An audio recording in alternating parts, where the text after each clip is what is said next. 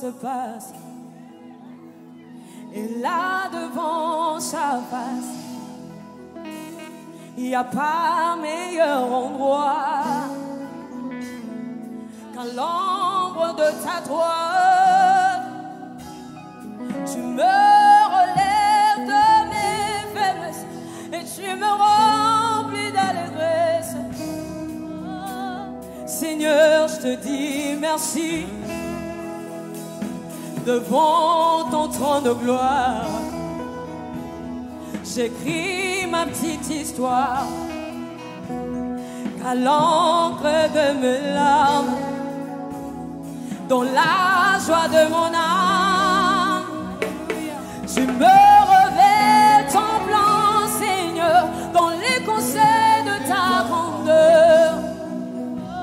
Seigneur, je te dis merci. Ton amour en moi déborde. Et non de esprits s'accorde dans un élan de tendresse. Je me réjouis sans cesse, je viens savourer l'amour que mon cœur contient. Que mon cœur contient pour toujours. Et partout,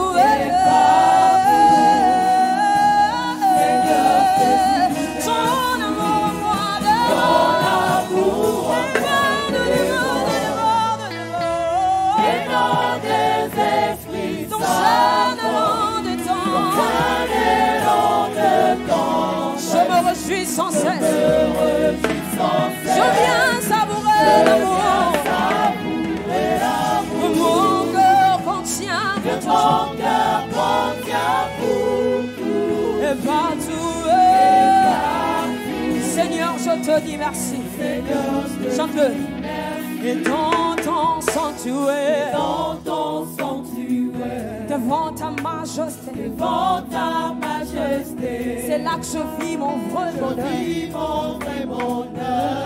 Alléluia. Dans l'intimité, la sainteté comble mon Alléluia. Seigneur, je te dis merci. Et là dans ta présence, j'exalte ta puissance. Ta gloire et mon partage. Alléluia. Les rochers des âmes, faiblement descendent. Et mon esprit t'émanie. Seigneur, je te dis merci. Il est encore. Et là dans ta présence, j'exalte ta puissance. Ta gloire et mon partage. Alléluia. Les rochers des âmes, faiblement descendent. Et mon esprit t'émanie. Seigneur, je te dis merci. Ton amour en moi déborde. Et nos deux esprits s'accordent. Dans un élan de tendresse, je me réjouis sans cesse. Je viens savourer l'amour que mon cœur contient pour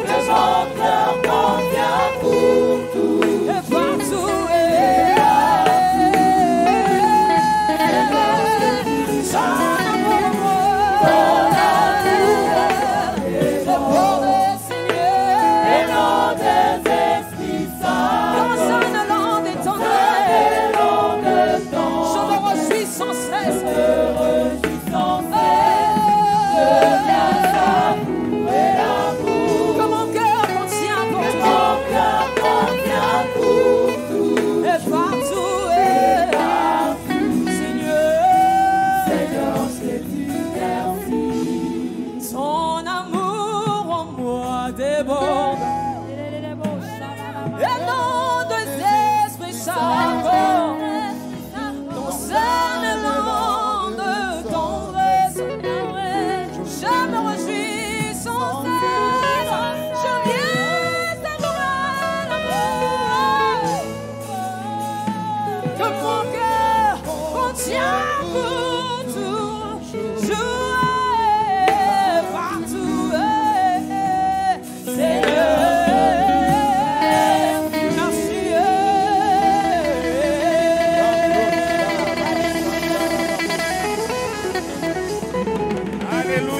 Faisons-le plus fort que ça. Célébrons le Seigneur. Exaltons-le, magnifions-le, célébrons-le. Alléluia. Une fois j'étais en République centrafricaine, à Bangui. J'avais 20 ans, je suis allé pour faire la théologie. Et un jour, on devait recevoir le président Mobutu. Donc toute la communauté congolaise, zaïroise à l'époque, nous sommes allés à l'aéroport pour attendre le président. Et vous connaissez bien Mobutu, ce n'était pas le pouvoir en pantoufles, c'était de vrais pouvoirs. Et Mobutu descend. Alors il passe en revue. On était là. Une maman a parlé dans sa langue maternelle. Elle a crié. Mobutu a continué.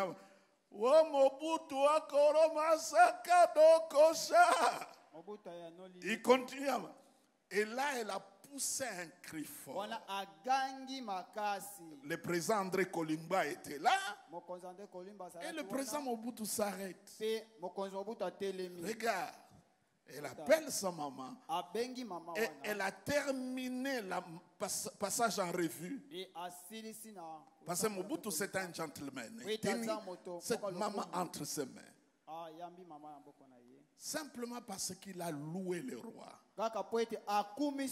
Elle était mal habillée. Elle était sale.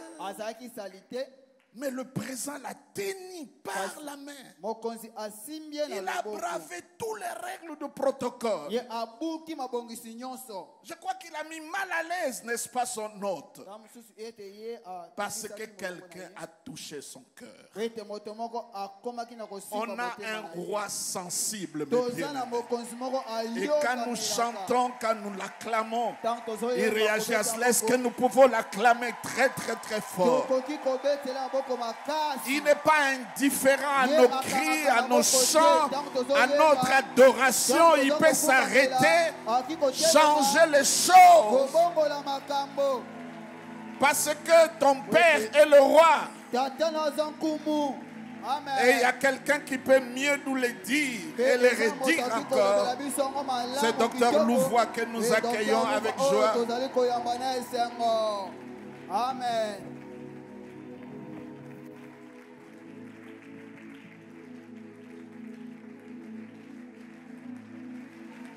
Salamu malamu.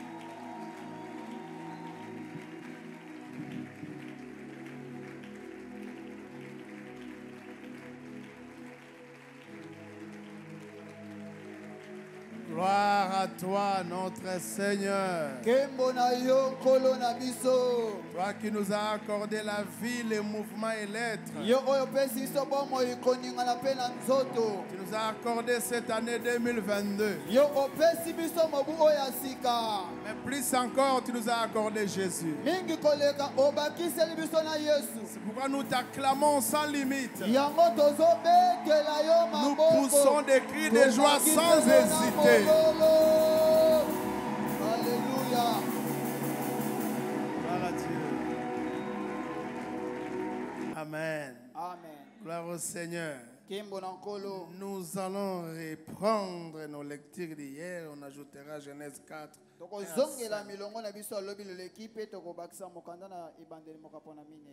on va ajouter Genèse 4, 1 à 5. Donc je demanderai qu'on nous lise 2 Samuel 7, 12 à 16. 1 Roi 3, 4. Et 2 Samuel 12, 25. Suivons la lecture avec attention. Je réponds les tests.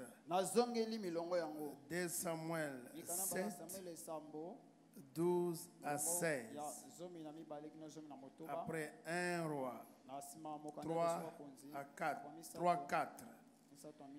Après 2 Samuel 12, 24 à 25. Et le dernier verset, ça sera Genèse 4, 1 à 5. Quand tes jours seront accomplis et que tu seras couché avec tes pères, je lèverai ta postérité après toi, celui qui sera sorti de tes entrailles, et j'affermirai son règne. Ce sera lui qui bâtira une maison à mon nom, et j'affermirai pour toujours le trône de son royaume. Je serai pour lui un père et il sera pour moi un fils. S'il fait mal, je châtierai avec la verge des hommes et avec les coups des enfants des hommes. Mais ma grâce ne se retirera point de lui, comme je l'ai retiré de Saül, que j'ai rejeté devant toi. Ta maison et ton règne seront pour toujours assurés, ton trône sera pour toujours affermi. Amen. Acclamons cette belle parole.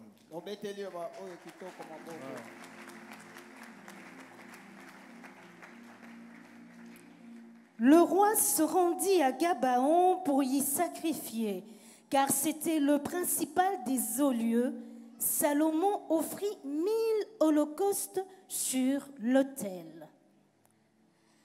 David consola Bathsheba, sa femme, et il alla auprès d'elle et coucha avec elle.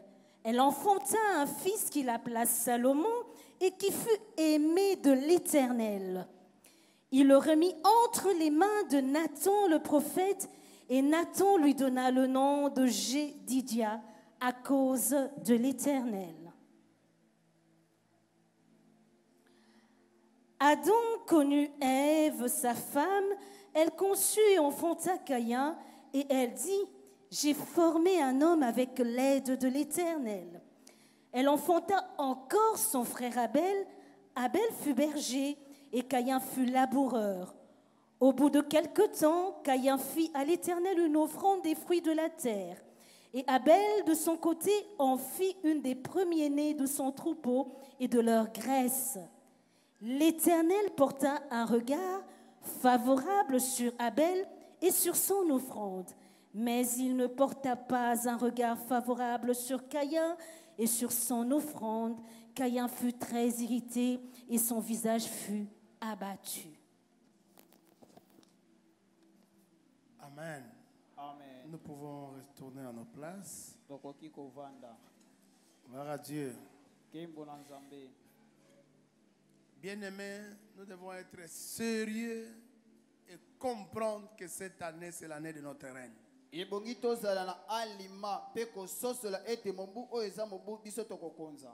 Cette année, c'est l'année de ton règne.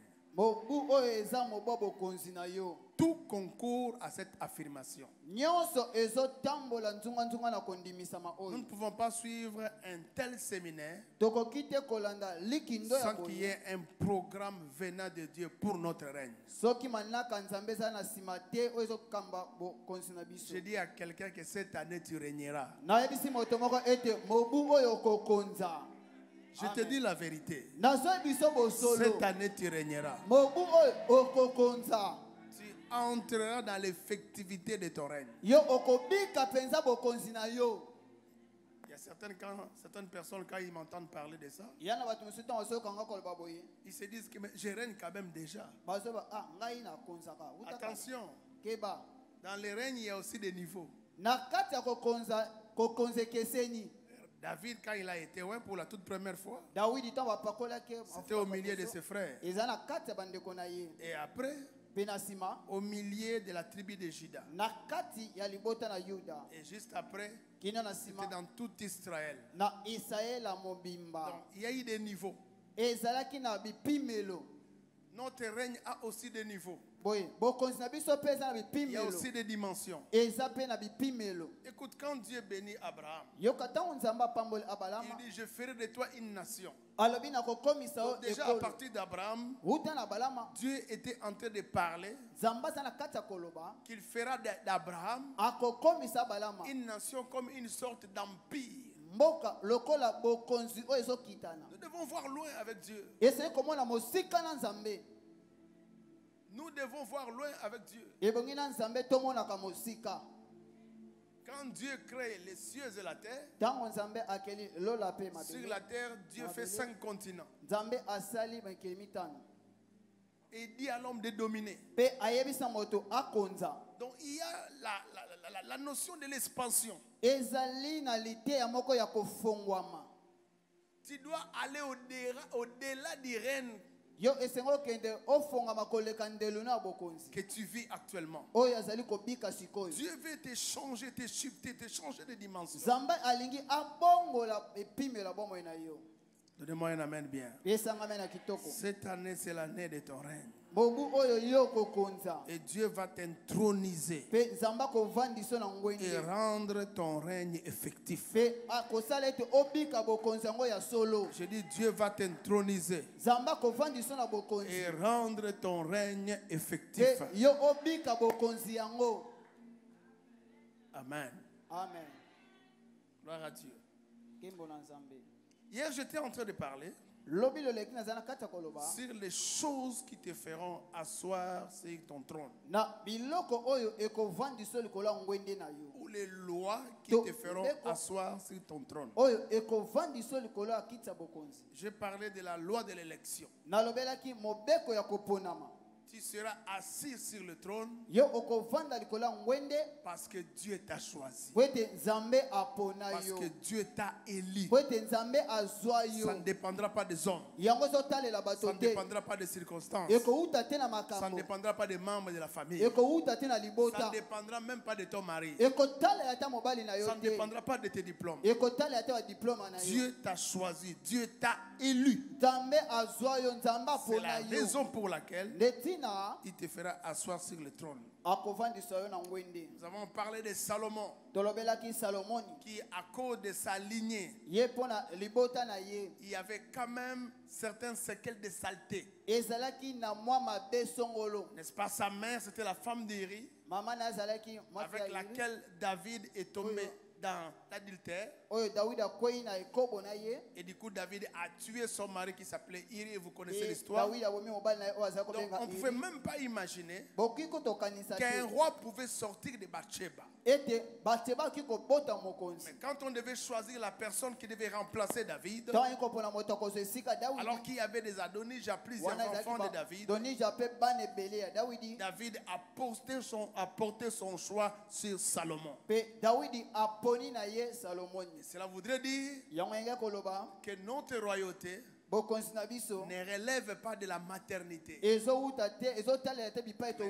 relève plutôt de l'éternité, du choix de Dieu sur nous. Et ça, c'est quelque chose de très important. La deuxième chose que nous avons apprise hier, quand Salomon est né, au lieu qu'on l'amène à la cour royale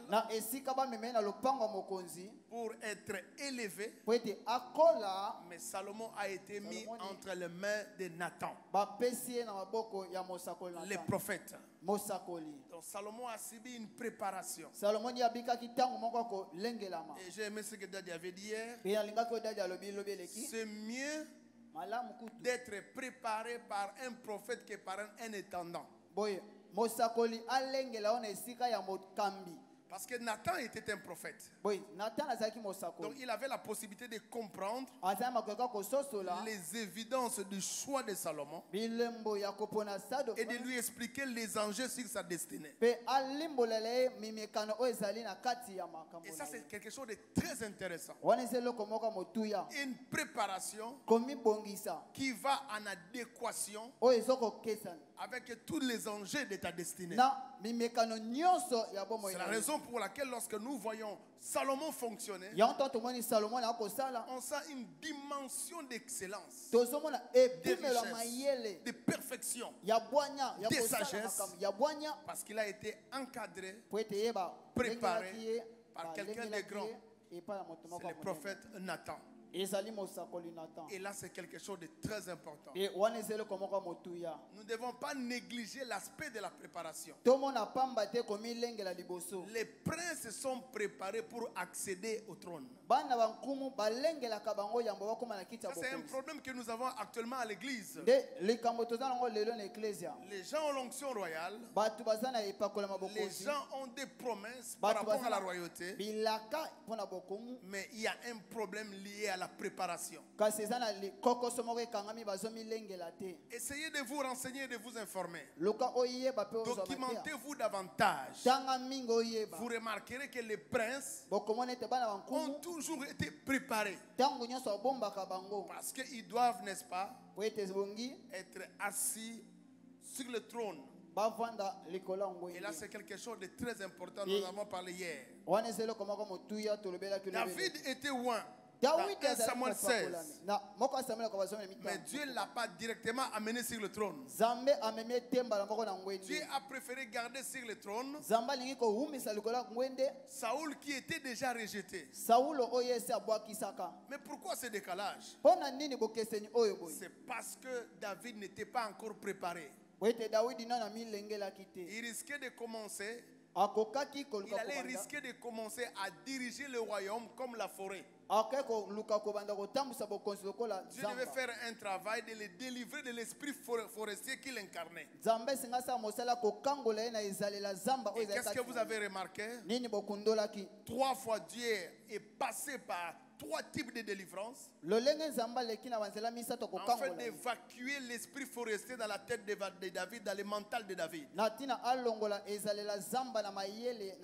Premièrement, par son talent de chantre, il a commencé à fréquenter la cour royale. Un jour, il a chanté et Saoul était délivré des esprits malins, des esprits démoniaque qui le tourmentait. Et il avait là l'occasion de se rendre compte que la cour royale était différente de la forêt. Et la cour royale était gérée différemment de la forêt. Mais comme cela ne suffisait pas, Dieu a fait en sorte, après sa victoire sur Goliath, qu'il puisse épouser la fille du roi. Je parle de Michal.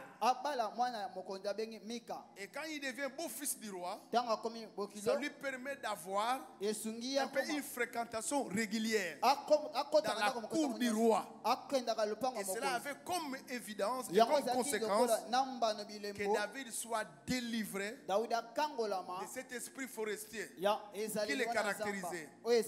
Mais cela ne suffisait pas encore. Et la troisième stratégie en rapport avec la délivrance, Dieu a fait en sorte qu'il devienne ami avec Jonathan. Et en étant ami à Jonathan, David avait maintenant la possibilité de côtoyer Jonathan, de côtoyer son père. C'est la raison pour laquelle vous allez vous rendre compte non seulement que Dieu a donné à David le trône, mais Dieu avec David a bâti une dynastie qui est allée jusqu'à Christ. Beaucoup d'entre vous, vous me parlerez du roi Saoul qui, dans la recherche des années, a rencontré la royauté. Mais je crois que la différence entre Saoul et David, c'est que Saoul n'était pas tellement préparé. C'est comme ça qu'il n'a pas fait long feu et qu'il n'a pas aussi laissé une dynastie en Israël. Prenez le temps que David a fait pour être préparé à la royauté. Ça lui a permis de faire longtemps sur le trône. Et ce dernier a laissé une dynastie. La qualité de ton règne, l'impact de ton règne est déterminé aussi par le niveau de ta préparation. C'est important de nous préparer. C'est important de changer de fréquentation. C'est important d'approcher les milieux qui nous permet de changer certaines mentalités anciennes qui peuvent bloquer l'étendue de notre royauté. Et ça, c'est quelque chose de très important que nous devons faire. C'est quelque chose de très important que nous devons faire. Vous savez, quand Jacob était encore avec ses enfants, Joseph recevra des rêves. Et les rêves que Joseph avait reçus, si vous analysez très bien ces rêves, ce sont des rêves d'élévation, des rêves de règne. Et Jacob dira: qu'est-ce que tu veux dire au travers de tes rêves? C'est que tu régneras sur nous, sur moi, ta mère et tes frères. Donc ces rêves-là consistaient au fait de suivre une effectivité de règne. Mais vous savez, même Jacob avait des difficultés à bien interpréter ses rêves. Parce que dans son interprétation, pour lui, Jacob pensait que lui, il était le soleil, et sa femme, qui était d'ailleurs déjà morte, était la lune, et ses frères étaient des étoiles. Jacob était un prophète, mais au moins, dans cette interprétation, il n'avait pas bien compris le fondement et la quintessence de l'interprétation du rêve de Joseph. C'est comme ça que Dieu donnera encore un autre rêve. Dieu parlera des gerbes. Des gerbes de bleu. Et vous savez que quand on parle de gerbes de bleu, dans le désert en Israël, on ne cultivait pas le bleu. C'était une plante qu'on cultivait en Égypte. Et qu'est-ce que Dieu avait fait? Pour permettre à Joseph d'acquérir une mentalité royale, Dieu devait le déplacer de l'Égypte, de Canaan jusqu'en Égypte. Et Dieu est passé par certaines étapes pour ne pas brisquer l'enseignement ou l'acquisition de la mentalité royale au travers de Joseph. On pouvait le vendre chez n'importe qui. Mais pourquoi on les vend chez Potiphar? Parce que Potiphar est proche de Pharaon. Il est l'intendant de Pharaon. Donc déjà avec Potiphar, il aura les prérequis de certains principes liés à la royauté, à l'excellence.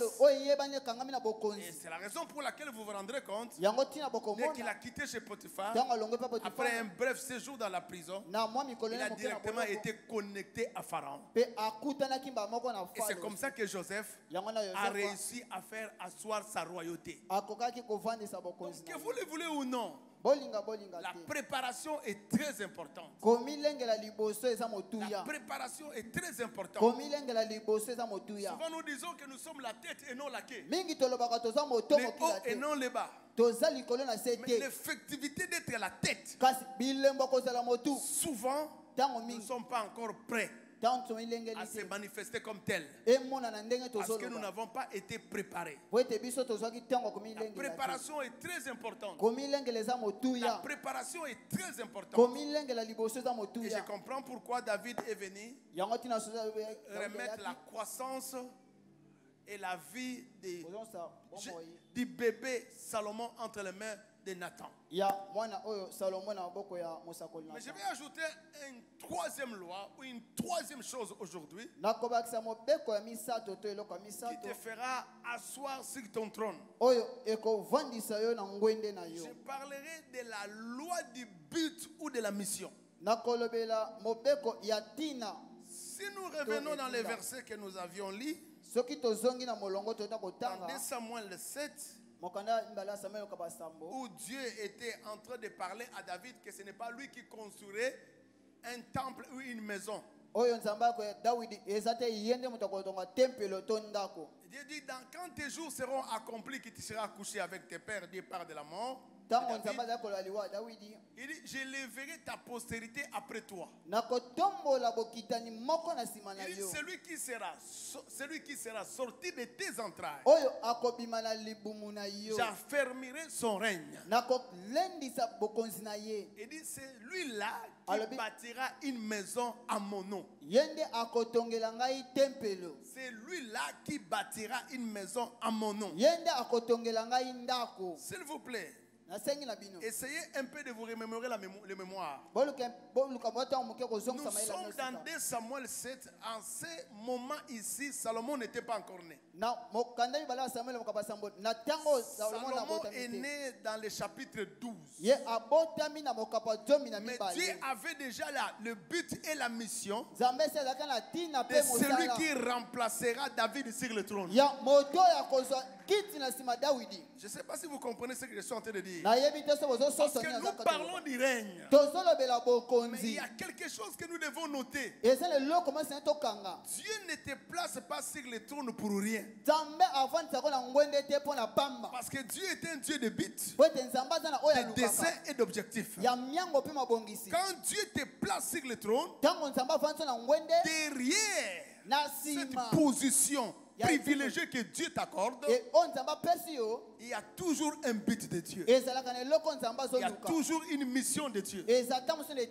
Pourquoi certaines personnes ont des difficultés à régner? Parce qu'ils ne comprennent pas comment Dieu fonctionne. Dieu place l'homme dans les jardins d'Éden comme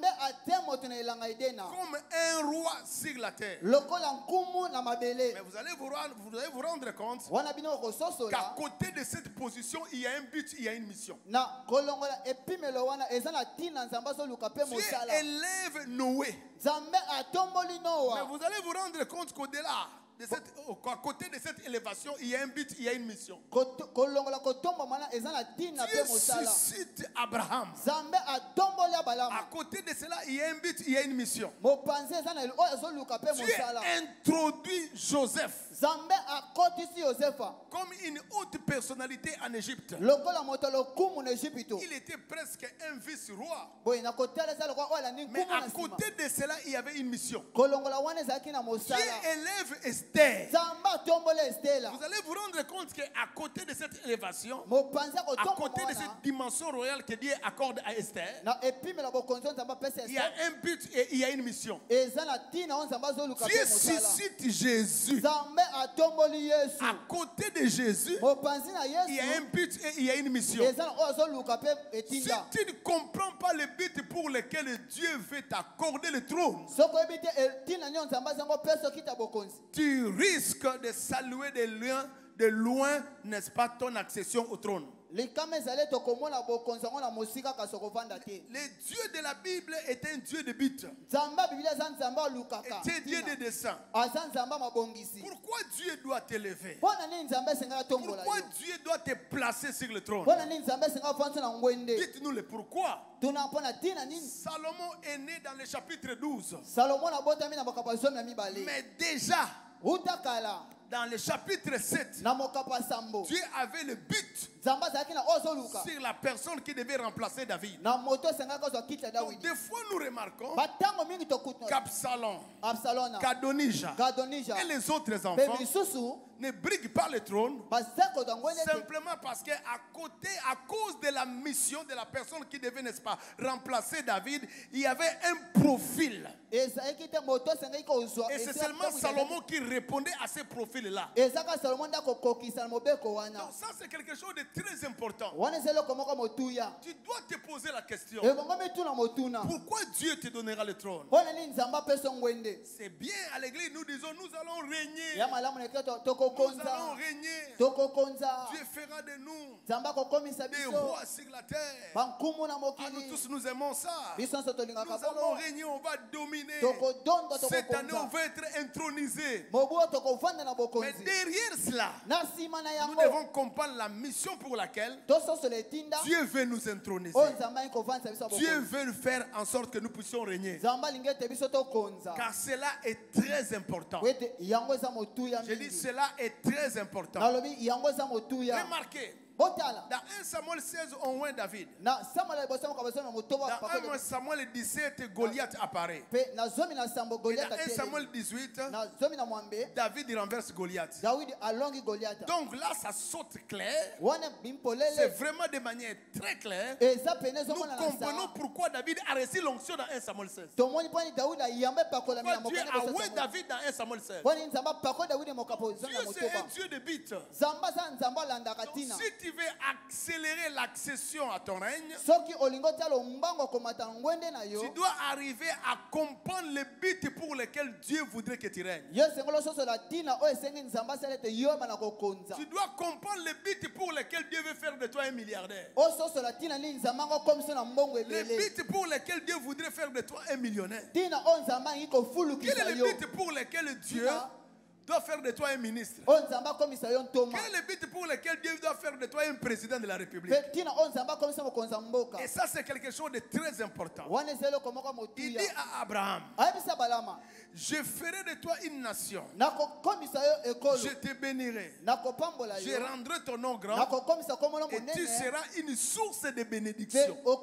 Et toutes les familles de la terre seront bénies au travers de toi. Donc, vous voyez que Dieu n'est pas un Dieu sans but. C'est pas un Dieu qui ne connaît pas ce qu'il fait. C'est pas un Dieu qui ne comprend pas ce qu'il fait. Il y a même certaines personnes qui pensent que Dieu va les bénir parce qu'il est intelligent. Il y en a d'autres qui pensent que Dieu va l'élever parce qu'il a beaucoup de diplômes. Il y a même certaines personnes qui pensent que Dieu va l'élever parce qu'il est courageux. Parce qu'il a beaucoup de relations. Parce qu'il réfléchit très bien. Au-delà de ces choses, tu dois comprendre les buts pour lesquels, les buts divins, les buts de Dieu pour lesquels il veut te placer là. Les buts pour lesquels Dieu veut te donner beaucoup d'argent. Les buts pour lesquels Dieu va te donner cette position là.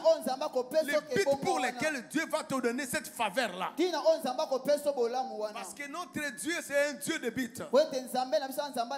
Il a dit à David, ce n'est pas toi qui construiras, mais c'est la postérité, c'est un de tes enfants qui viendra après toi, qui va construire une maison pour moi. À ce moment, Salomon n'était pas encore né. Donc vous remarquez que le profil du nouveau roi dépendait de l'accomplissement du but de Dieu, de l'accomplissement de la mission de Dieu. Pour nous aujourd'hui, la révélation du but de Dieu est très importante. Nous sommes dans une saison où on doit construire notre cathédrale. Donc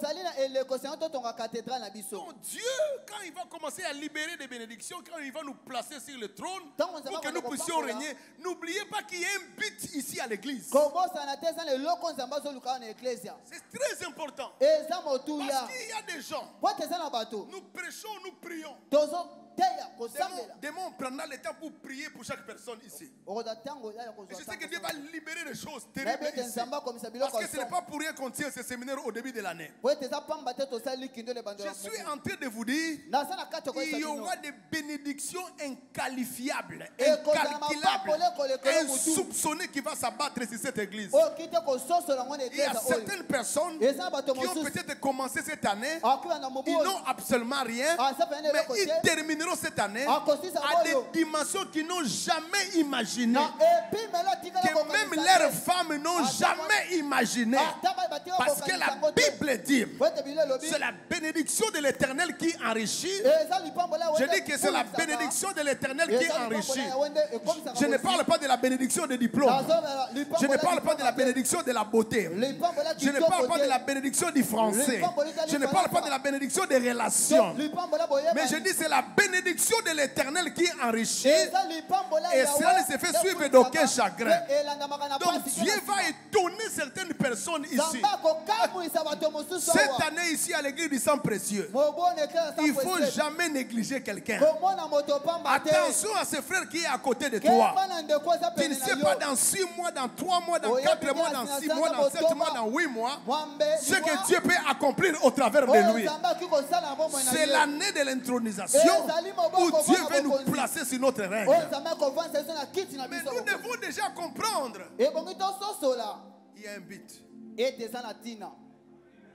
Oui, la construction de notre cathédrale exige des millions. Ça exige des millions. C'est la raison pour laquelle Dieu doit bénir certaines personnes jusqu'à cette dimension-là. Dieu va amener ton enrichissement jusqu'à cette dimension-là. Donc, quand ces choses vont commencer à s'accomplir, ces choses vont commencer à se réaliser, tu dois déjà comprendre qu'il y a un but. Il y a un but. Il y a un but. Souvent, les gens oublient le but. Ils oublient le but. C'est ma saison. Bien aimé, malgré que Dieu est un Dieu d'amour, mais Dieu n'est pas notre domestique. Non, Dieu n'est pas notre domestique. Non, non. Dieu est un Dieu d'amour. Il se plaît à nous bénir. Mais derrière cette bénédiction, il accomplit aussi ses buts éternels. Et si nous n'entrons pas dans cette sagesse, on risque d'avoir des problèmes. C'est comme ça que Salomon, comprenant ces choses, saisissant ces choses, dans 1 Roi 3, au verset 4, vous allez vous rendre compte que lors de la dédicace du temple, Salomon arrive à donner à Dieu, je vous parle de 1000 holocaustes. Dieu l'a élevé. Dieu lui a donné le trône. Et certainement qu'il était connecté au but pour lequel Dieu l'avait placé là. Et il s'est évertué à faire de son mieux afin que le but de Dieu soit accompli dès lors de son accession au trône. Salomon offre à Dieu 1000 holocaustes. Je ne sais pas si c'était des taureaux. Je ne sais pas si c'était des moutons ou des chèvres. Mais supposons que une chèvre pouvait coûter 100 ou 150 $. C'est le prix actuel, n'est-ce pas? Qu'on nous vend la chèvre. Donc, l'égard à donner à Dieu, si c'est 150 $, donc il a pu offrir à Dieu, c'est une affaire de 150 000 $. Qui dépense comme ça, juste pour dédicacer le temple de Dieu. Donc vous sentez que une fois que les gars, une fois que le roi était assis sur le trône, il a accompli le but pour lequel Dieu l'avait placé là. Des fois ça choque. Nous commençons l'année. Nous sommes en plein séminaire. Nous écoutons de bonnes choses. On prie pour nous. 3 mois, 4 mois. Dieu commence à t'élever. Tu fouilles l'église. Dieu commence à te bénir. On ne voit même pas ni tes dîmes, ni tes prémices. On ne sent même pas ton soutien par rapport au but de Dieu ici à l'église. Et c'est ça souvent le problème. Dieu dit, je te bénirai et tu seras une source de bénédiction. Ça c'est quelque chose de très important. Je dis que c'est quelque chose de très important. Je te bénirai et tu deviendras une source de bénédiction. Alléluia. Amen. Tu deviendras une source de bénédiction. Tu deviendras une source de bénédiction. Nous devons toujours lier la royauté au fait de donner à Dieu. Dieu nous donne le trône pour que nous accomplissions son travail. Pour que au travers de tous les acquis du trône, nous puissions réaliser ses desseins. Le trône et le soutien à l'œuvre de Dieu sont liés. Et ça, c'est quelque chose de très important. Je crois. C'est la raison pour laquelle Dieu a établi la dynastie davidique. Parce qu'avant David, il y avait Saoul qui était là. Mais les gars, en aucun jour, ont pensé construire pour Dieu une maison. Mais vous remarquerez avec David, malgré que Dieu l'avait béni, malgré que Dieu l'avait fait asseoir sur le trône, David a eu l'idée de construire pour Dieu une maison. Et même si Dieu n'avait pas permis, vous vous rendrez compte que son fils qui est venu, Salomon, a accompli cet objectif-là. Et ça, c'est quelque chose de très important. De lier toujours le trône au fait de soutenir l'œuvre de Dieu. Donc vous comprendrez par là que je suis déjà à la 4e loi. Pour accéder au trône, c'est comprendre les exigences du donné. Comprendre les exigences du donné. Comprendre les exigences du donné. Comprendre les exigences du donné.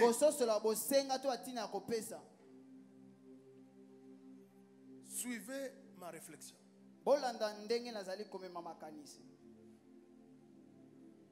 J'ai étudié, analysé la Bible. J'ai compris. Si Dieu règne et continue à régner, c'est parce que Dieu donne.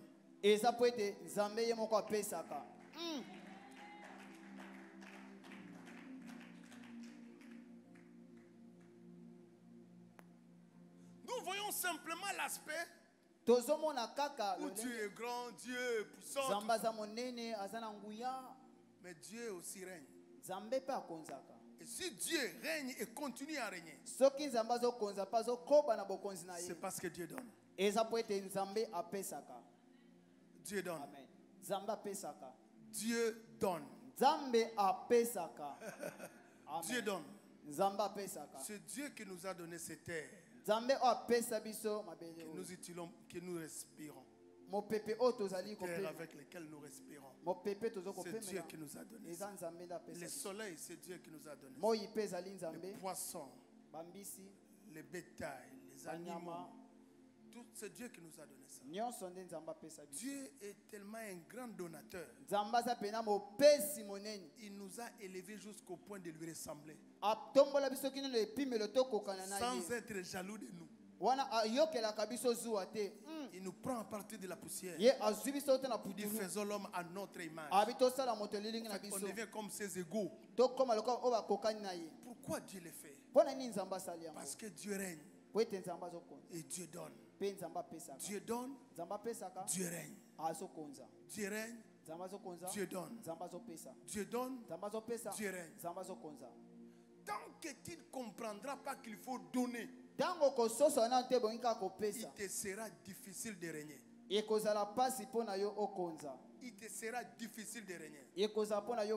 Bien-aimé, si tu veux élargir l'espace, l'étendue de ton règne, apprends à donner. Si tu veux durer longtemps sur ton règne, fais comme Dieu. Apprends à donner. Ceux qui donnent durent le plus longtemps possible. Demandez et essayez de vous documenter. On vous dira cela. Le trône est lié au fait de donner. Le règne est lié au fait de donner. Et c'est là où nous avons des problèmes. Non seulement que Dieu donne, mais la plupart des choses que Dieu a créées, Dieu a déposé en eux ce sentiment, cet instinct de donner. Remarquez, le soleil nous donne de la chaleur. Ça a été créé par Dieu. Le soleil nous donne tellement de la chaleur qu'il ne se plaît même pas. Chaque jour, le soleil ne fait que donner de la chaleur. Et le soleil ne nous exige rien. Depuis que le soleil a commencé à donner de la chaleur jusqu'à aujourd'hui, le soleil ne nous exige absolument rien. Très gentil. Chaque jour, le soleil ne fait que donner de la chaleur. Ne fait que donner de la chaleur. Ne fait que donner de la chaleur. La plupart des choses que Dieu a créées, ces choses donnent. Les arbres donnent. Les poissons donnent. La plupart des choses que Dieu a créées, ces choses donnent. Même dans notre fonctionnement organique, quand vous mangez et que vous ne donnez pas, vous allez souffrir de la constipation. La constipation est une forme de la réclamation de la terre. La terre t'a tellement beaucoup donné et toi tu ne veux pas lui donner. Et quand la terre réclame, quand la terre se plaint, et du coup ton ventre commence à te créer des problèmes.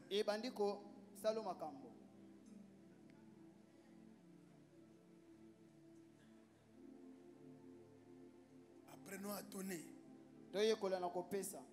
Amen. Amen. Nous ne pouvons pas être une église de rois et nous avons des difficultés à donner. Pourquoi certaines personnes n'entrent pas dans l'effectivité de leur règne? Ils ne savent pas donner. Ils n'ont pas la culture de donner.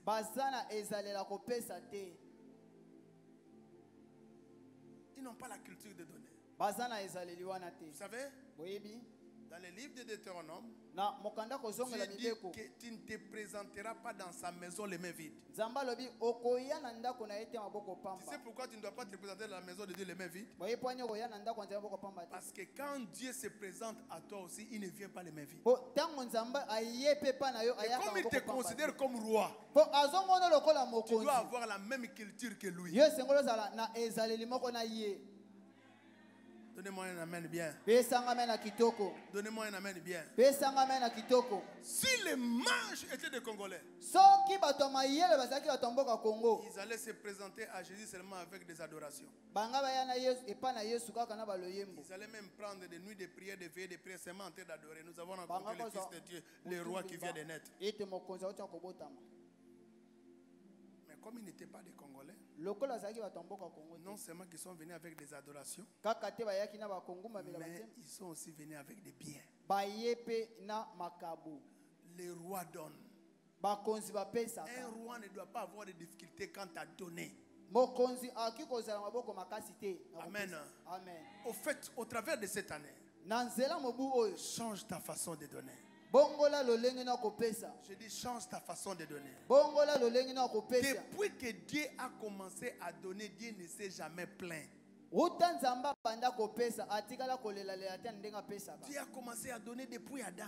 Depuis Abraham. Il ne fait que donner. Il ne s'est jamais plaint. Parce que la culture royale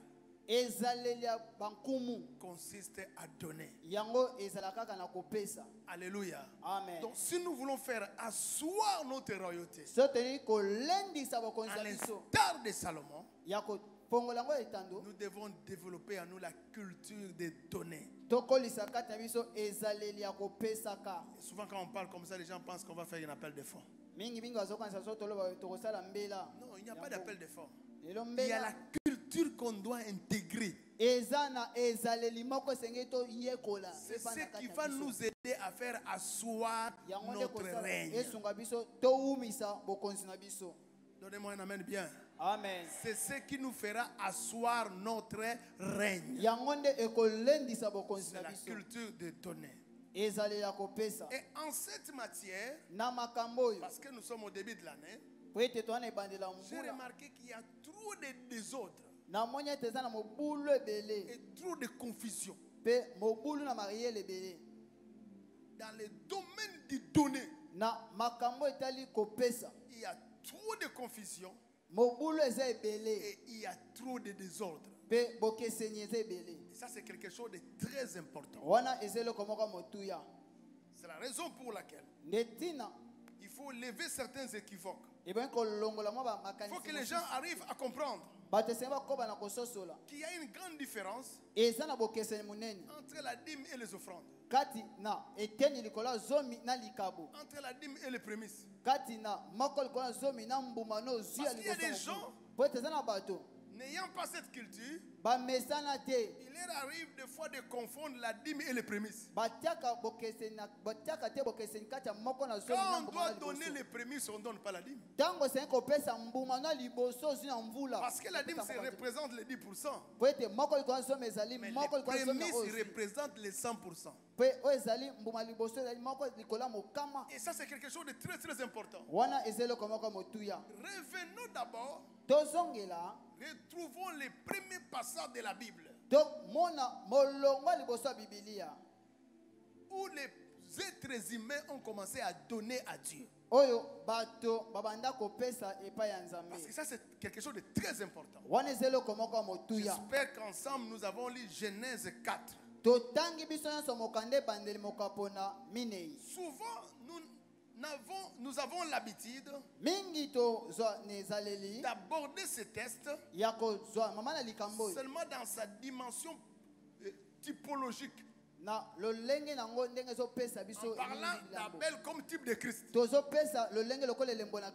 nous oublions que nous avons la grâce d'avoir un test et un premier test où les hommes ont commencé à donner des choses à Dieu. C'est le premier test de la Bible où les hommes créés à l'image de Dieu ont commencé à donner à Dieu. Alors, dans la loi de la première mention, pour nous qui aimons l'herméneutique et l'exégèse, nous devons bien étudier ces tests pour nous permettre de comprendre même le fonctionnement du domaine du donné. Et ça, c'est quelque chose de très important. Il y a quelque chose qu'il faut remarquer. Adam a connu sa femme. Et ils ont, ensemble avec Ève, enfanté Caïn et Abel. Le texte dit clairement au verset 2 que Abel fut un berger et Caïn laboureur ou cultivateur. On dit, au bout de quelques temps, Caïn a donné à Dieu. La Bible dit au verset 3, au bout de quelques temps, Caïn fit à l'Éternel une offrande de fruits de la terre. Et Abel de son côté fit une des premiers-nés de son troupeau. Il y a quelque chose de très important dans ce texte. Premièrement, malgré la méchanceté de Caïn, parce que c'est comme ça qu'on le présente. Caïn, c'est le méchant, c'est le haineux, c'est le jaloux. Mais au moins Caïn avait la culture du donner. Malgré qu'il était méchant, malgré qu'il était jaloux, mais Caïn au moins avait la culture du donner. Mais combien à plus forte raison des gens spirituels dans nos églises, en termes de donner, Caïn les dépasse. Il est vrai que Dieu n'avait pas approuvé ce que Caïn avait donné, mais au moins Caïn avait donné. Dans nos églises, nous avons déjà rempli de parler en langue, rempli de chasser les démons, rempli de prières, rempli de retraites. Mais nous remarquons ici, Caïn, malgré sa méchanceté, savait quand même donner.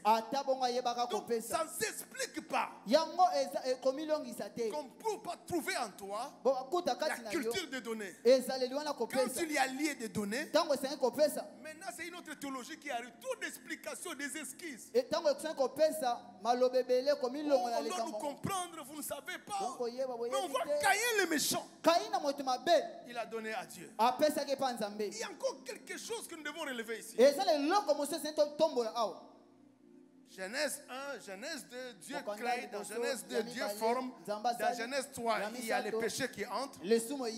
Donc là, nous sommes dans Genèse 4. Donc, ce que nous remarquons avec Caïn et Abel, ce sont les premiers actes des hommes après la chute. Comme quand on parle des actes des apôtres après la montée de Jésus. Ce sont les premiers actes des hommes après la chute. Je suis surpris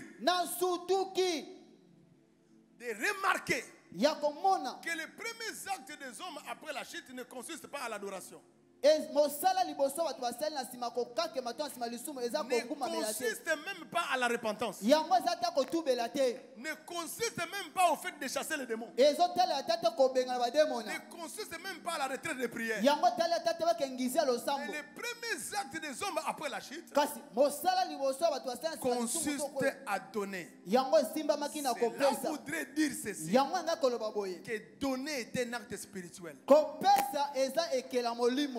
Donner c'est un acte spirituel. Avoir la facilité de donner, la culture de donner, prouve que tu as la culture royale. Prouve que tu as la mentalité royale. Ce qui est grave. Et ça, c'est un autre fait à relever ici. Qu'on se le dise. Tu as deux enfants, Caïn et Abel. Je crois que la meilleure des choses, et même dépendamment de nos cultures, Caïn et Abel devaient donner à leurs parents leurs premières offrandes. Devait revenir à Adam et Ève. Nous sommes surpris parce que quand Caïn et Abel ont donné à Dieu, Adam et Ève étaient vivants. Je te rappelle que quand Caïn et Abel ont donné à Dieu, Adam et Ève étaient vivants. Mais pourquoi ils n'ont pas donné à leurs parents? Mais ils ont pensé à donner à Dieu. Ça c'est très important. Certainement ils ont compris que Dieu les a tout donné et que s'il y a quelqu'un qui devait, n'est-ce pas, donner, il devait donner à Dieu. Il devait rendre la sincère à Dieu. Donc donner à un certain moment est un acte de reconnaissance. Mais donner, c'est aussi un acte d'adoration. Nous pouvons aux hommes et à nous-mêmes que Dieu est la priorité de nos vies. Que Dieu est la personne incontournable de nos vies. Que tout ce que nous avons reçu ça de Dieu. Que ce soit les opportunités, l'intelligence, la grâce. Tout ça, nous avons reçu ça de Dieu. Et nous croyons que si nous donnons à Dieu ce qu'il nous a donné, il nous donnera encore davantage. Parce qu'il y a beaucoup de gens qui pensent quand ils donnent quelque chose à Dieu, c'est la dernière chose qu'ils peuvent donner à Dieu. C'est fini, c'est leur dernière chance d'avoir dans la vie. Il faut toujours te dire, quand tu donnes à Dieu, Dieu va encore te donner davantage. Quand tu donnes à Dieu, Dieu va encore te donner davantage. Si c'est un grand montant, il va encore te donner le montant qui est plus que ce que tu lui as donné. C'est un peu ce que nous comprenons par rapport aux 24 vieillards que nous trouvons dans le livre d'Apocalypse. On nous dit que matin et soir, Ils ne font que jeter leur couronne. C'est un mouvement bizarre que je ne comprends pas.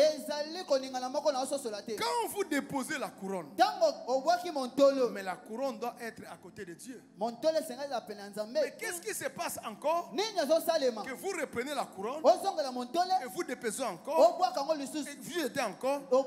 Je crois que quand on jette la couronne, au même moment Dieu prend cette couronne, il te fait encore porter. Tu jettes encore la couronne, Dieu prend la couronne, il te fait encore porter. Tu jettes encore la couronne, Dieu prend la couronne, il te fait encore porter. Rien de ce que tu donnes à Dieu est perdu définitivement. Peu importe le montant. Rien de ce que tu donnes à Dieu est perdu définitivement. Oui, un premier mouvement où tu donnes à Dieu. Il y aura un autre mouvement où Dieu va encore te donner. Et ça, c'est quelque chose de très important. Imaginez maintenant quelqu'un qui ne veut pas donner à Dieu. Il aura beaucoup de problèmes dans la vie. Il va se limiter seulement avec ce qu'il a reçu là. Ah oui, c'est ce qui se passe dans la vie de certaines personnes. Mais quand tu donnes à Dieu, Dieu va encore te donner davantage. Laissez-moi finir avec cette histoire. Remarquez, qu'est-ce qui fait que les deux enfants ont donné? Soyez déjà sûrs que Caïn aussi a donné malgré le fait qu'il était méchant. Toi qui es spirituel, il faut faire plus que Caïn. Malgré sa méchanceté, quand même, Caïn a donné. Qu'est-ce qui explique que les deux enfants ont donné, mais Dieu a porté un regard favorable sur l'un et non pas sur l'autre? Pourquoi, n'est-ce pas, Abel reçoit les faveurs de Dieu alors que Caïn a posé le même acte qu'Abel? Et vous savez que depuis des années, il y a eu plusieurs manières d'expliquer ça. J'ai rencontré des gens qui me disaient, bon, peut-être parce que Caïn avait donné les fruits de la terre, Dieu avait maudit la terre. Et qu'Abel avait donné, n'est-ce pas, les holocaustes. Et comme c'était déjà le type de Jésus, il y a plusieurs explications qui ont été données. Mais comme la Bible s'explique par la Bible, dans le livre des Hébreux, on nous parle et qu'Abel avait la foi. C'est comme ça qu'il était agréable à Dieu. Mais cette foi-là consistait à quoi? Parce que la foi vient de ce qu'on entend. Et c'est quand nous lisons maintenant, nous lisons avec attention la nature, la qualité de ce que Abel a donné. C'est là où on sent maintenant la différence. On nous dit que Caïn a donné à Dieu les fruits de la terre, tandis que Abel a donné à Dieu une des premiers-nés de ses troupeaux et même de leur graisse. Pour ne pas aller loin, à cause du temps, parce que nous reviendrons avec ça demain, nous remarquons que Abel a donné à Dieu les prémices, tandis que Caïn n'avait pas donné à Dieu les prémices. Et les tests nous éclairent notre lanterne. Parce que la Bible dit au verset 3, au bout de quelques temps, Caïn fit à l'Éternel une offrande de fruits de la terre. Cette expression au bout de quelques temps, ça sous-entend comme si Caïn avait déjà fait la récolte de ses premiers fruits. Il avait consommé cela. Et c'est après un certain moment, c'est-à-dire que les restes de fruits, c'est ce que Caïn a pu donner à Dieu. C'est ce qui explique que Caïn n'a pas donné à Dieu les prémices. La différence entre les offrandes ne se retrouvait pas pas simplement dans le fait de ce qu'ils avaient donné à Dieu, mais dans la qualité de ce qu'ils ont donné à Dieu. Et du coup, je place quelque chose de très important pour chacun d'entre nous. La première chose que l'homme a donné à Dieu et qui a fait que l'homme soit agréable à Dieu, c'était des prémices. C'était pas la dîme, c'était pas l'offrande. C'était pas la dîme, c'était pas les offrandes. Donc la première offrande, la première chose que l'homme a offert à Dieu, ce n'était pas la dîme, ce n'était pas les offrandes, c'était les prémices. Ce qui a amené la faveur dans la vie d'Abel et qui a fait qu'Abel est devenu un héros. Parce que quand on classe les héros dans le livre d'Hébreux chapitre 11, on a commencé par Abel. C'était les prémices qu'Abel a donné à Dieu. C'était les prémices qu'Abel a donné à Dieu. Laissez-moi placer encore quelque chose. Vous savez pourquoi nous avons des problèmes à donner la dîme? Parce qu'on n'a pas commencé à respecter les choses de Dieu, l'ordre de Dieu en matière de donner.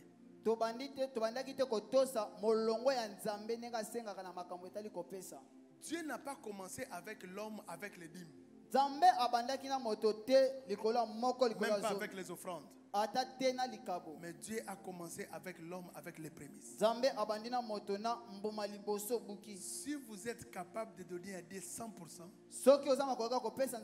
vous n'aurez pas de difficulté à donner à Dieu 10%.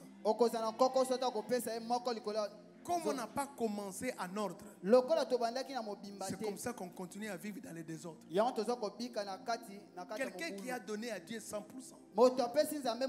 n'aura pas de difficulté à donner à Dieu 10%.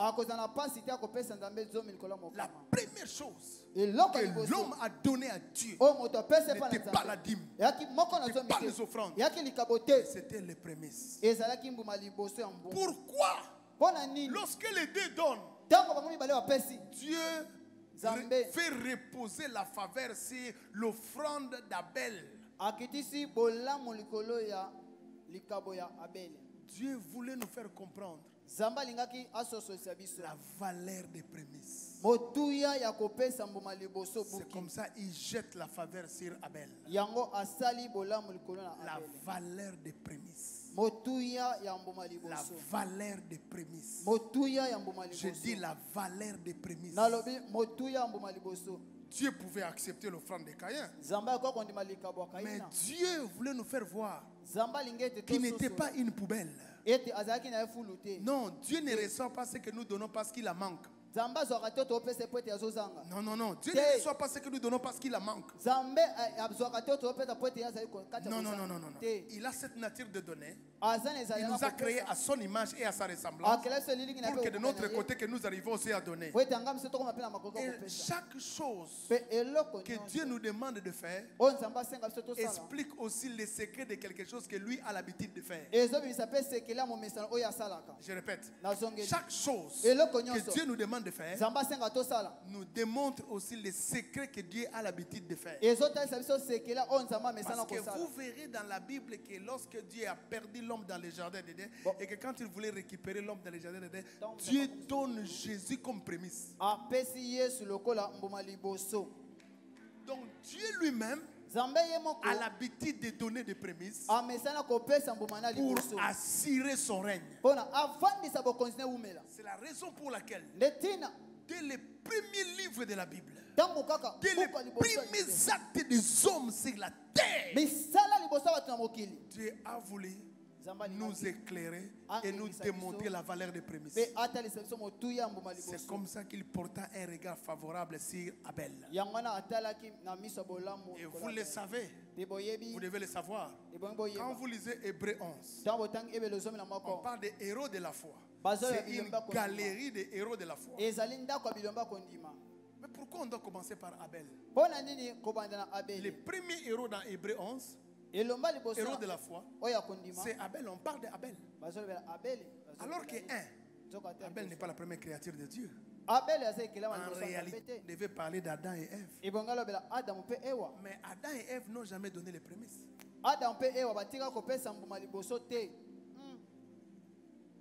Alors qu'en réalité, on devait parler de Caïn parce que c'est lui qui était l'aîné. Mais dans la liste, on ne voit même pas Caïn parmi les héros. Cela voudrait dire la culture des prémices fera de toi un héros dans la vie. La culture de donner des prémices. Parce que si nous ne faisons pas attention, nous allons penser que cette histoire de prémices, c'est comme un style ou une sorte de mode. Au cours d'une année, on donne, après on commence à réfléchir après. Ça doit être une culture. Donner les prémices, ça doit être une culture. C'est la culture des prémices. Fera de nous des héros. Comme avec Abel. Écoutez très bien. Dieu ne peut pas te demander à faire quelque chose que lui ne fait pas. C'est pourquoi Dieu ne peut pas t'amener à voler parce que Dieu ne vole pas. Dieu ne peut pas te pousser à tricher parce que lui ne triche pas. Mais si Dieu te demande à donner tes prémices, parce que lui-même Dieu c'est aussi quelqu'un qui donne des prémices. Et vous devez comprendre aujourd'hui que Jésus est une prémisse. C'est pourquoi on appelle le premier-né de toute la création. Et ça c'est quelque chose de très important. Et vous allez encore vous rendre compte de quelque chose. Au travers des prémices d'Abel, Dieu a fait qu'Abel est devenu premier alors qu'il ne l'était pas. Première créature de Dieu c'est Adam et Ève. Mais dans la liste des héros, on ne voit pas. Premier enfant d'Adam et Ève, c'est Caïn. Mais dans la liste des héros de la foi, on ne le voit pas. Le fait qu'Abel a donné des prémices, Dieu a fait de lui aussi premier.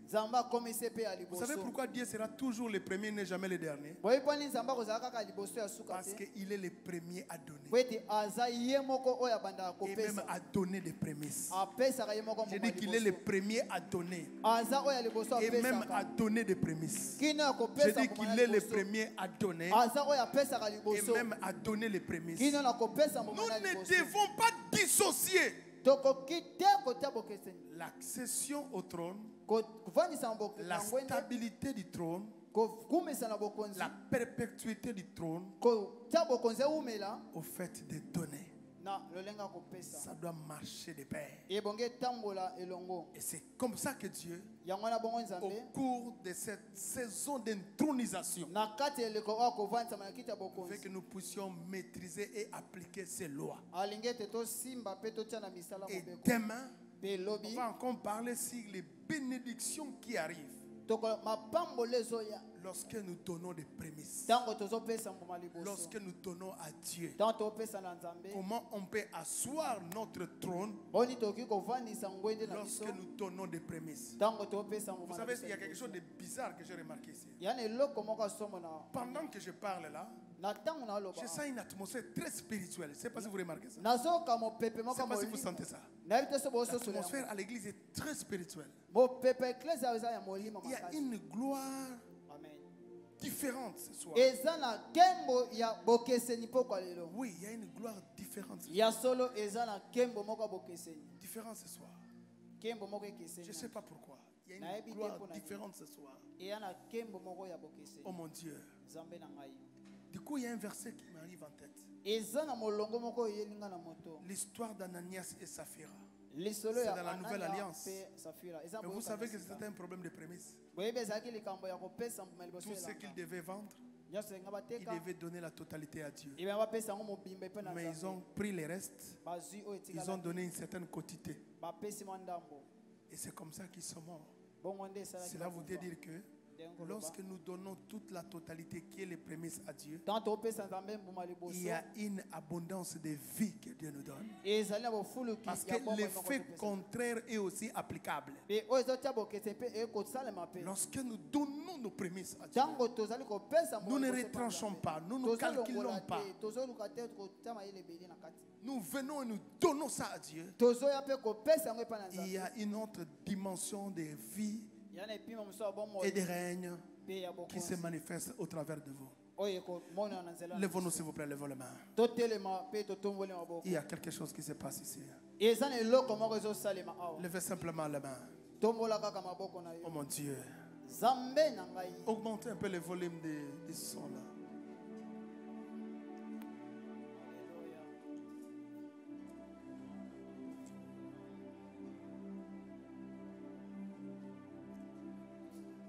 Répète ces paroles après moi. Je suis roi et je règne. Je suis roi et je règne.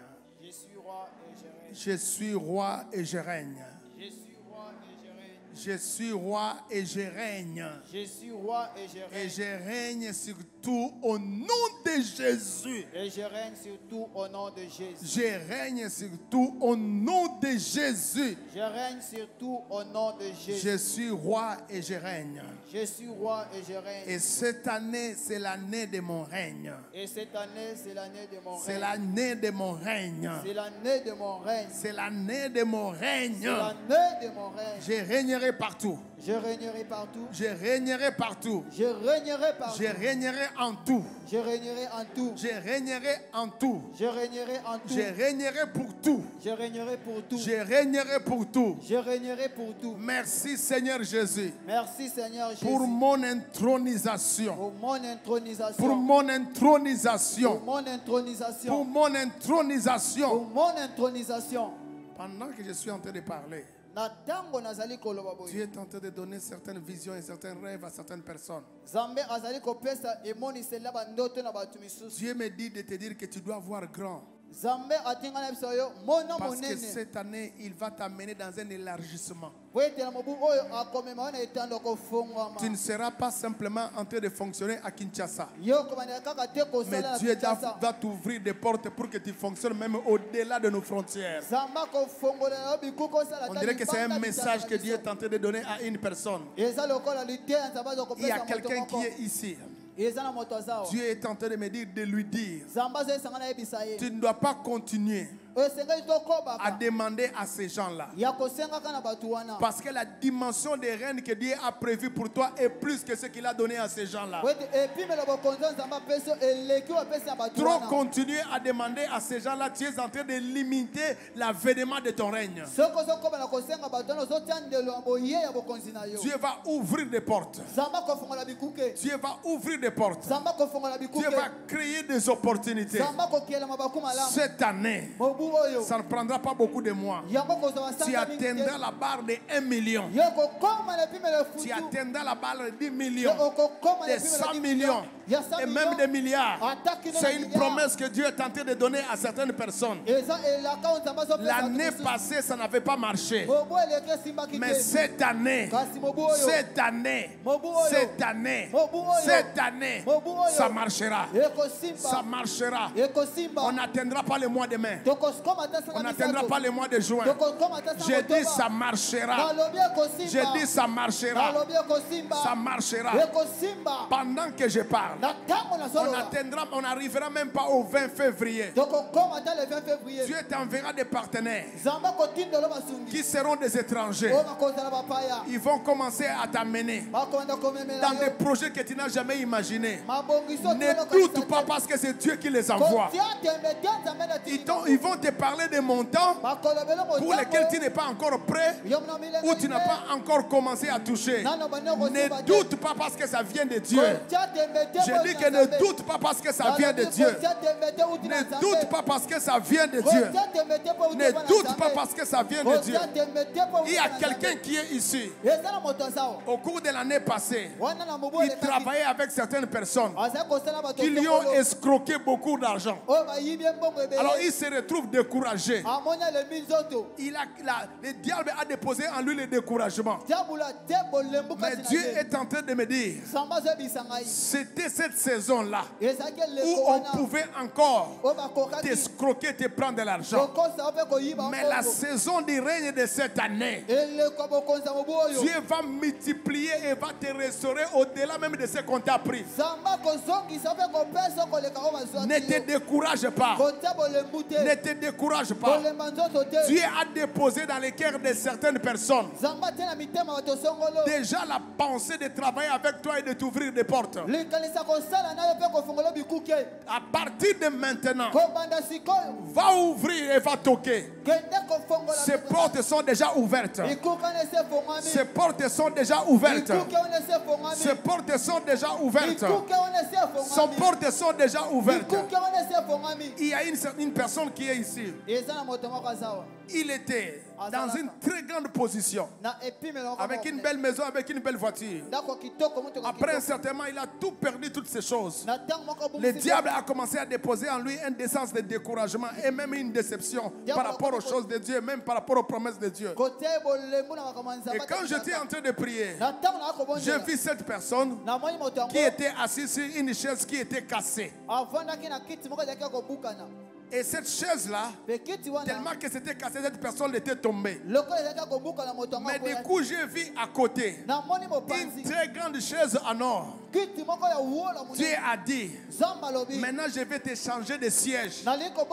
C'est pourquoi j'ai permis que la première chaise soit cassée. On n'arrivera pas au mois de mai. Il y a une femme qui est ici. Dieu le fera asseoir sur une chaise en or. Elle aura ce qu'elle n'a jamais imaginé.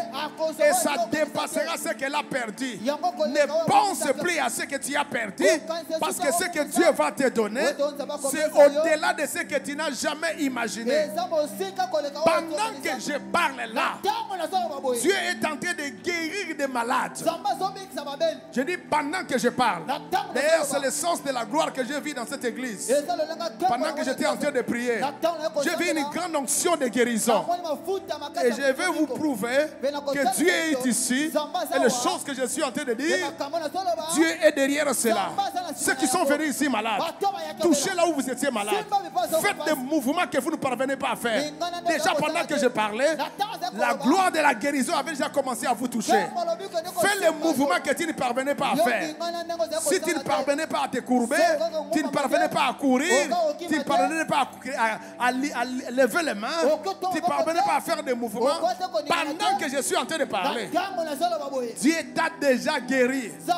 Et si tu sens un changement, parce que Dieu m'a dit que tu sentiras un changement, là où tu es, commence seulement à acclamer le Seigneur.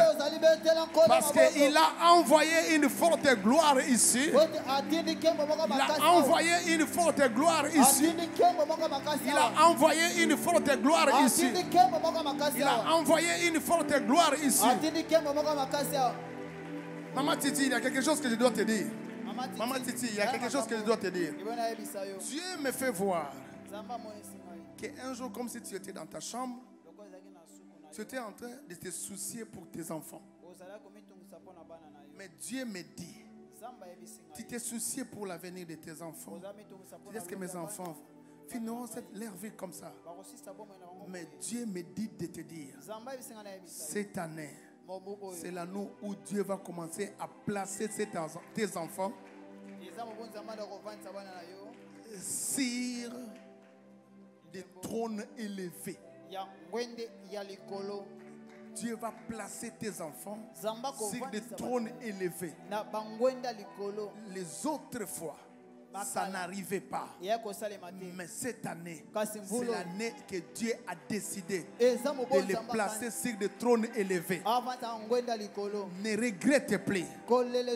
Dieu a écouté tes prières. Dieu a compris ton souci, a compris ton désir. Et à partir du moment où je suis en train de parler, tu verras Dieu bénir tes enfants dans des dimensions que toi tu n'as même pas imaginées. Il est arrivé un moment où tu te disais, est-ce que mes enfants ne peuvent pas me ressembler? Ils ne peuvent pas atteindre le niveau que moi j'ai atteint. Mais Dieu me dit qu'il va te surprendre. Parce que parmi tes enfants, il y a certains qui vont te dépasser. Certains qui vont te dépasser. Certains qui vont te dépasser. Et pendant que je suis en train de parler, Dieu non seulement qu'il les bénira en leur donnant des positions élevées dans ces pays, mais Dieu va aussi les approcher à une vie spirituelle très élevée. Tu ne feras pas d'effort, mais tu verras simplement Dieu déposer dans leur cœur une dimension de vie très élevée. Car cette année, Dieu veut stabiliser ton règne au travers de tes enfants. Il veut faire perpétuer ton règne au travers de tes enfants. Ainsi a parlé l'Éternel.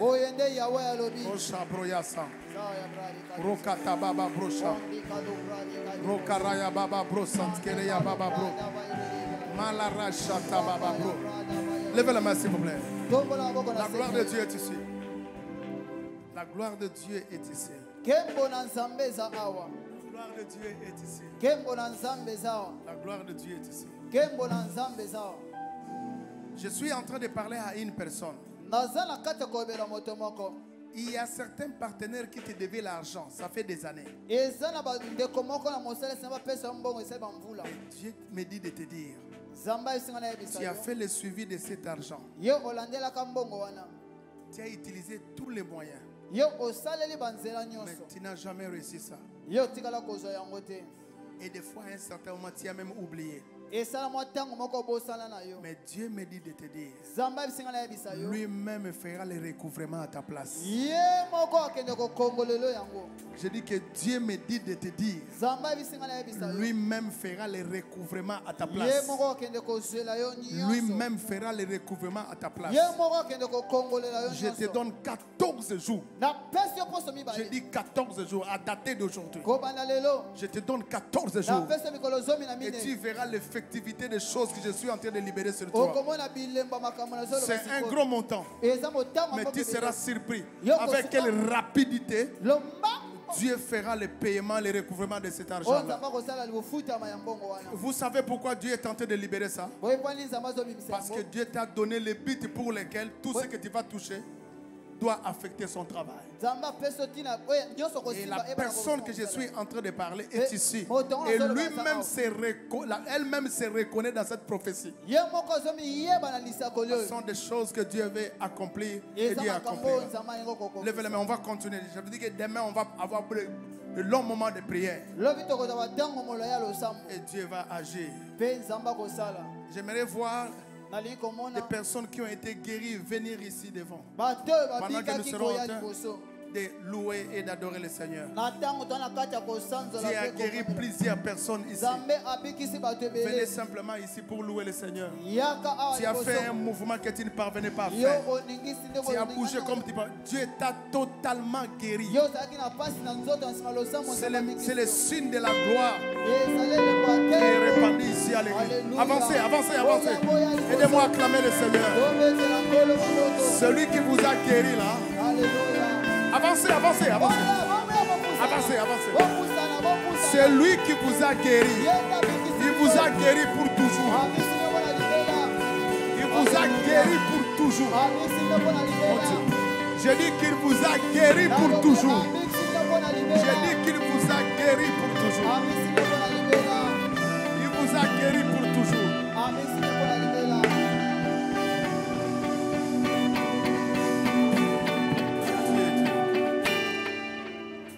Dieu est en train de dire à une soeur qui est à la chorale, tu as perdu tes parents. Et tu as des difficultés pour continuer tes études. Et à un certain moment, ça t'arrive de te décourager. Mais Dieu me dit de te dire, ne te décourage pas. Dieu a mis des gens pour soutenir tes études jusqu'à ce que tu vas finir. Et lorsque tu finiras, tu as déjà prévu un travail de haut niveau pour toi.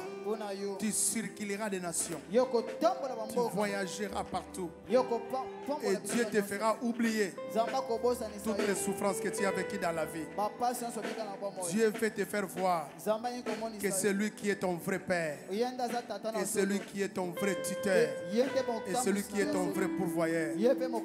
J'aimerais que cette sœur puisse venir ici devant. Nous finissons et nous levons la main, on va prier.